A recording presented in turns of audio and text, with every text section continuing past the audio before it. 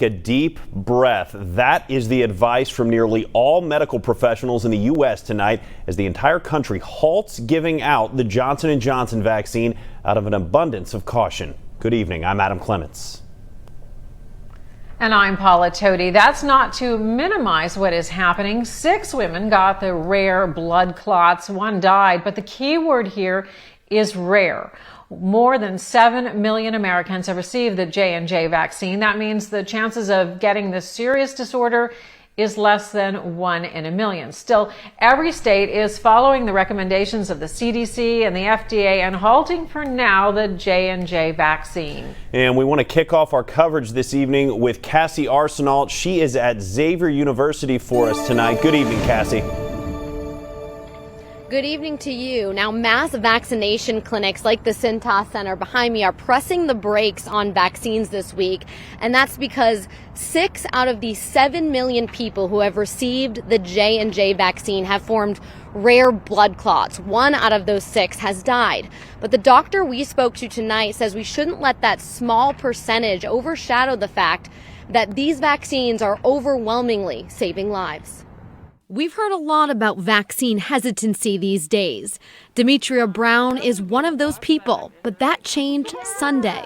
Just because the vaccine was so new, that's why I felt so much more comfortable, I guess, with the J&J, just because I get a flu vaccine every year.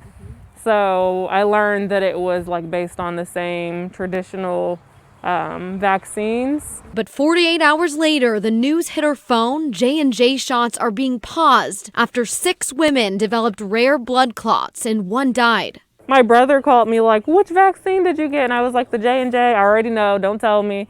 I'm already anxious enough. Risk of getting COVID, which you walk out the door and get it right now. The risk of this is 0.00009%. Is incredibly low. Dr. Steve Fegans of Mercy Health says the fact remains that vaccines save lives. So the surprise is this, that we would have a pause for such a rare side effect. Still, Ohio, Kentucky, and Indiana joined every state pressing pause on the 1-dose vaccine. In Ohio, 8 mass vaccine sites across the state are shutting down for the week. Health experts expect this pause to only last a few days. If anything, Dr. Fegan says this should prove the transparency that has always existed within the system. But it does provide an extra challenge in convincing some hesitant patients to get the shot. Our concern, which is natural, is that, any question about anything vaccine-related really magnifies the concern in those who already had a concern for whatever reason.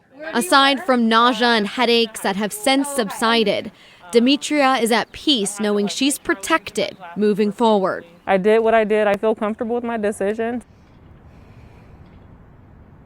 Now, Dr. Fegan says if you've gotten the J&J dose in the last 3 weeks, you should be monitoring for headaches. Now, what's tricky about this is that all 3 vaccines are capable of giving you headaches, but this would be a headache like no other, one that's unbearable. And in that case, if you do get one, you should call your doctor right away. Live at the Cintas Center, Cassie Arsenault, Local 12 News. Valuable information to have, Cassie. Thank you. Now, Xavier is among the hundreds of schools in Ohio now adjusting their vaccination plans. The state supplied the J&J vaccine to universities to vaccinate students. Now, thousands have already been vaccinated, but Xavier is working with students who signed up for that canceled Thursday clinic to get them rescheduled now.